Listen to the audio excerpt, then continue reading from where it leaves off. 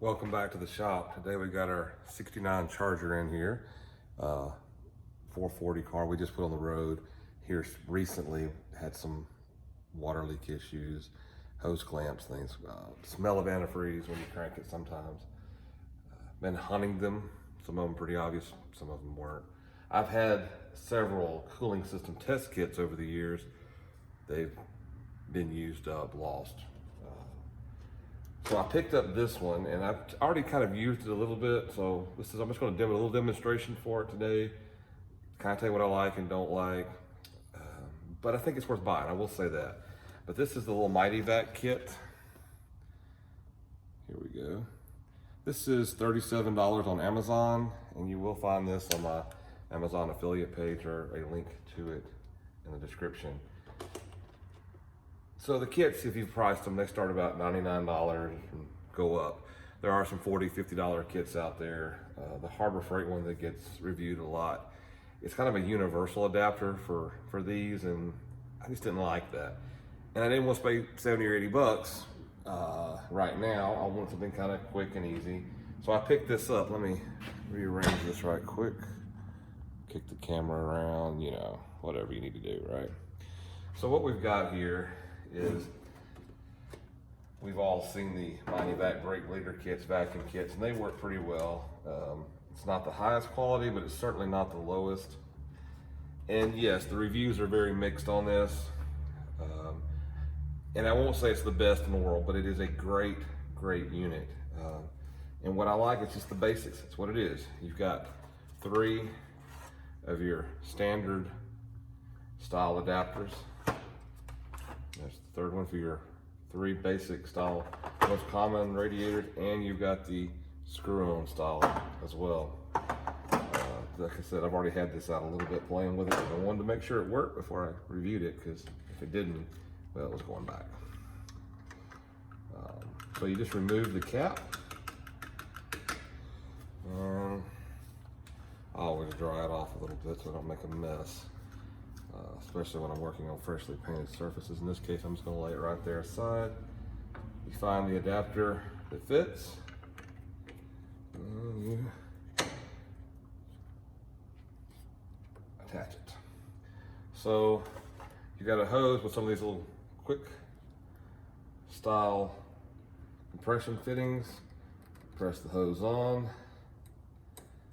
run it down until it's good and tight. You don't have to get too crazy with this because it's going to seal your.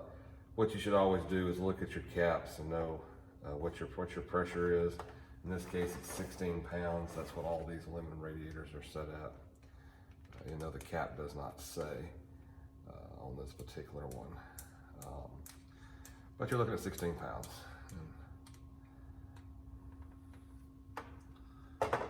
But yeah, that's this one does actually say. Sorry, I said it didn't, but there it is. 16 pounds, so, or 16 psi, if you will. All right, so this gets to be the fun part. You got a gauge here. You won't be able to tell it from the camera, but 16 is right there where that arrow is.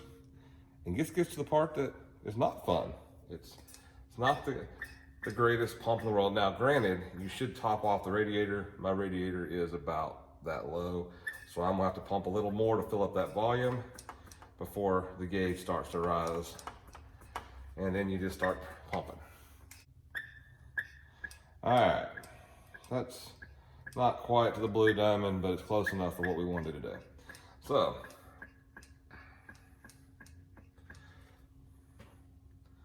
set it right here. Mark where you're set it, walk off, go drink your soda, work on something else in the shop, come back 4 or 5 minutes, see if it's moved. In this case, when I first tested this, as soon as I got pressure on it, and then I did that, which is never smart. Again, what I found was one of the heater hoses, this has a H valve set up in it, these B-body Mopars. One of the 2 hoses for that was leaking. It started dripping. So don't have to crank the car, don't have to have it hot, pressurize the system, look for leaks. May have a leak in the heater core, not sure. But it's set for a very long time without moving, which is a good sign. Work the heater valves back and forth. I know it's getting water through it. Carpet's dry. but no leaks. So it was worth $37 to find that one that just dripped occasionally. I made it drip pretty quickly with this, and I like that. So while that's just sitting there for a second, let's show you what the other thing, the price range for what you get. It's a lot. You get these little guys right here for testing the cap. I will tell you that over the years, I've never truly successfully tested a cap because they'll never seal well. And I imagine we'll find the same thing here. Probably won't hold pressure like we'd like for it to, at least on here, but we ought to be able to see it at least release pressure to see that it is building up. That's what I'm hoping for. We'll see. So, all right, so we'll talk for a second or two. You'll have to trust me, that hasn't moved, because you can't see that, but it hasn't moved. So, we're just gonna release the pressure off of this. Maybe, maybe not.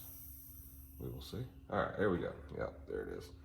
All right, and we'll leave this on here, and we'll go ahead and, I have found it's easier to get the little plastic nuts to turn loose and off, leaving it attached to the radiator.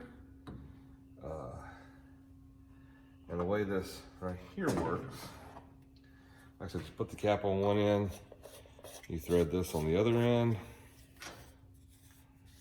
and it falls off. Not quite, but it thought about it. And then you attach your fitting.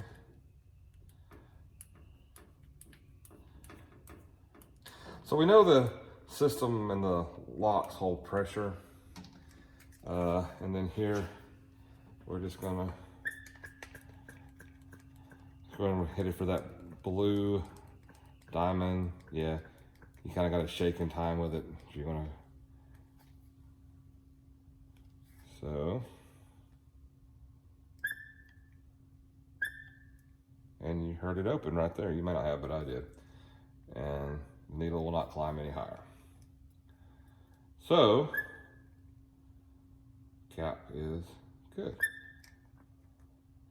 And it's triggering somewhere in the 17 range. So, pretty good.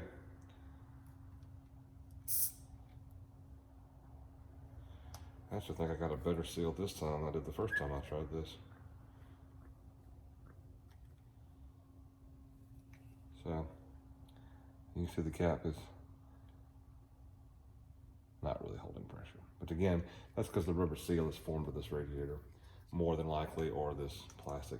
But again, we were able to see it pressurize up and trigger right there around 17. So, we know it's good. Cap is functioning. So, a tool I recommend having on the shelf, even for your do-it-yourself, just for $37, it beats going down to the parts store and getting the rental tool that you don't have any idea how it's been treated, or if it has all the right pieces to it. This way, you have a nice little kit you can grab in your shop. Thanks. Yes, before I leave, because I keep forgetting to do this, if you like these videos, if you like what we're doing, click the like button, the share button, ring the bell, get notifications, watch them, share them, run around the neighborhood talking about them, whatever makes you happy.